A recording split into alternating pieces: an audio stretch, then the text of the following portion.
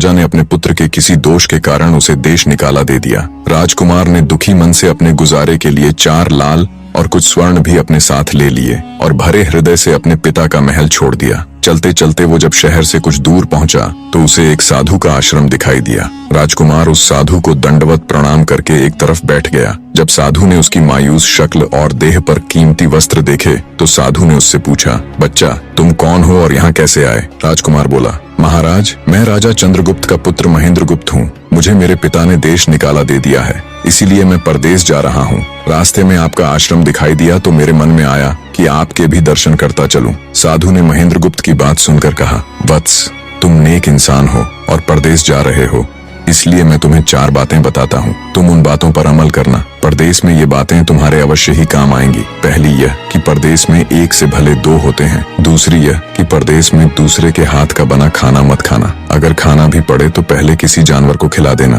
तीसरी बात यह कि परदेश में किसी दूसरे की बिछाई हुई चारपाई पर मत सोना। अगर सोना भी हो तो पहले बिस्तर को अच्छी तरह झाड़ लेना। चौथी बात यह कि यदि कहीं शत्रुओं के फंदे में फंस जाओ तो जहाँ तक हो सके नरमी और ज्ञान की बातें सुनाकर अपना उद्देश्य प्राप्त करना। साधु ने कहा, मेरी ये 4 बातें हमेशा याद रखना। साधु की बातें सुन साधु को प्रणाम कर राजकुमार परदेश चल पड़ा। जब चलते चलते बहुत दिन बीत गए तो वह एक जंगल में पहुंचा। वहां उसने देखा कि एक चील एक कछुए के बच्चे को लेकर उड़ी जा रही है। संयोगवश बच्चा उस चील के पंजे से निकलकर गिर गया। महेंद्रगुप्त ने कछुए के तड़पते हुए बच्चे को देखा तो उसे बड़ी दया आई। उसने मन में सोचा कि इस बच्चे को पालना चाहिए। इस बच्चे को पालने से 2 बातें होंगी। पहली तो यह कि इस बच्चे के प्राण बच जाएंगे और दूसरी यह कि साधु द्वारा कही गई पहली बात भी पूरी हो जाएगी कि सफर में 1 से भले 2 होते हैं और इससे बातें करते हुए दिन भी आसानी से बीतेंगे। यह सब सोचकर महेंद्रगुप्त ने बच्चे को अपने साथ ले लिया। अब सफर में उसके साथ वह कछुए का बच्चा भी हो लिया।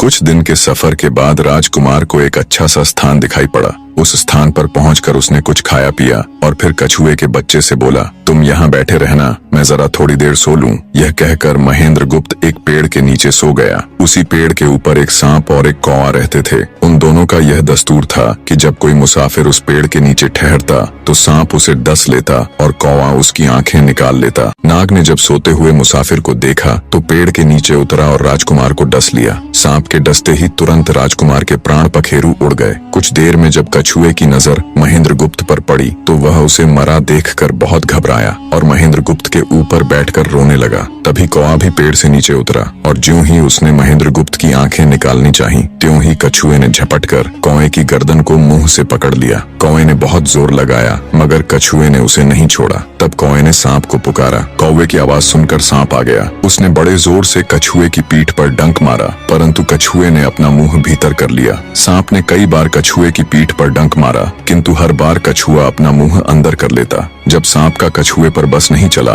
तो उसने कछुए से प्रार्थना की कि तुम मेरे मित्र को छोड़ दो। यह सुनकर कछुआ बोला, नहीं, तूने मेरे मित्र को डसा है, अब मैं भी तेरे मित्र की जान लूंगा। तू मेरे मित्र को छोड़ दे तो मैं तेरे मित्र को जीवित कर दूंगा। यह कहकर सांप ने काटी हुई जगह पर मुंह रखकर महेंद्रगुप्त के शरीर से विष खींच लिया और बोला, अब तो मेरे मित्र को छोड़ दे। कछुए ने जब राजकुमार को देखा कि उसे थोड़ा होश आ रहा है और उसका जहर उतर रहा है तो उसने कौवे को छोड़ दिया। जब महेंद्रगुप्त को होश आया तब कछुए ने उसे सांप के डसने का सारा हाल सुनाया। कछुए की बात सुनकर तुरंत महेंद्रगुप्त के मन में साधु की बताई पहली बात खटकी। सोचा, साधु की एक बात तो काम आई कि 1 से भले 2 होते हैं। मन ही मन उसने साधु को धन्यवाद दिया और आगे बढ़ चला। चलते चलते कुछ दिनों के बाद जब वे समुद्र के किनारे जा पहुंचे तब कछुए के बच्चे ने कहा, मित्र, मेरा देश आ गया है। यदि तुम कहो तो मैं अपने माता पिता से मिलाऊं। उनसे बिछड़े बहुत दिन हो गए हैं, वे बहुत दुखी होंगे। महेंद्रगुप्त ने उसे जाने की आज्ञा दे दी और स्वयं रात को वहीं समुद्र के किनारे उस जंगल में ठहर गया। जिस जंगल में राजकुमार ठहरा हुआ था उसी जंगल में वहां से कुछ दूर ही एक ठग का परिवार रहता था। ठग के 2 लड़कियां और 4 बेटे थे। उसकी बड़ी बेटी ज्योतिष विद्या जानती थी। जब भी कोई राहगीर, कोई यात्री उस जंगल से गुजरता और उसके पास कुछ कीमती होता तो ठग की बड़ी बेटी अपनी विद्या से जान लेती थी।